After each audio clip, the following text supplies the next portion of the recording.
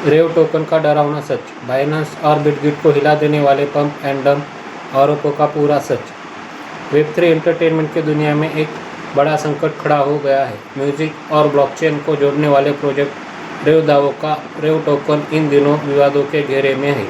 Token की कीमतों में अचानक आई भारी बढ़त और फिर उतनी ही तेजी से आई गिरावट ने सनसनी मचा दी है। अब बाइनेंस और बिटगेट जैसे दिग्गज क्रिप्टो एक्सचेंजों ने इस मामले में औपचारिक जांच शुरू कर दी है, जिससे इन प्रोजेक्ट पर पंप एंड डंप स्कीम चलाने के आरोप और गहरे हो गए हैं।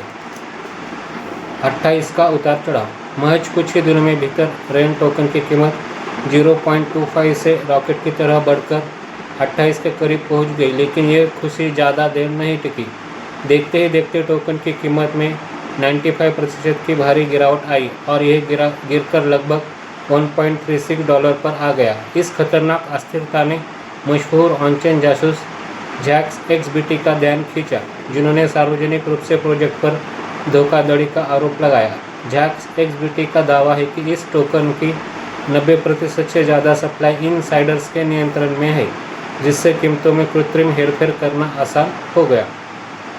एक्सचेंजों ने मांगा जवाब। इस घटनाक्रम के बाद इंडस्ट्री के बड़े नामों ने तुरंत प्रतिक्रिया दी है। बाइनेंस के CEO रिचर्ड टेक और बिटगेट की CEO ग्रेसी चेन ने पुष्टि की है कि उनके प्लेटफॉर्म रेव की ट्रेडिंग गतिविधियों की सक्रिय रूप से समीक्षा कर रहे हैं। हालांकि रेव दावों ने एक्स पर एक थ्रेड पोस्ट करके इन आरोपों को खारिज किया है और कहा है कि वे कीमतों में हेरफेर के लिए जिम्मेदार नहीं है, लेकिन टोकन होल्डिंग्स का एक ही जगह केंद्रित होना जांचकर्ताओं के लिए अभी भी एक बड़ा रेड फ्लैग बना हुआ है।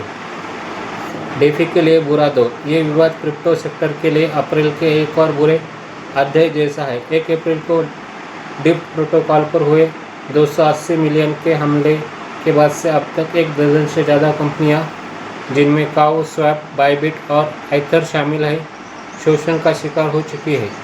स्मार्ट कॉन्ट्रैक्ट की कमियां हो या बाजार में हेरफेर, वर्तमान स्थिति निवेशकों के लिए किसी बारूदी सुरंग से कम नहीं है।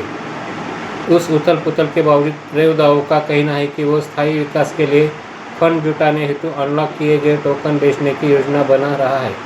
हालांकि भारी नुकसान झेल रहे निवेशकों के बीच अब इस प्रोजेक्ट के लिए विश्वास बहाल करना एक बड़ी चुनौती होगी।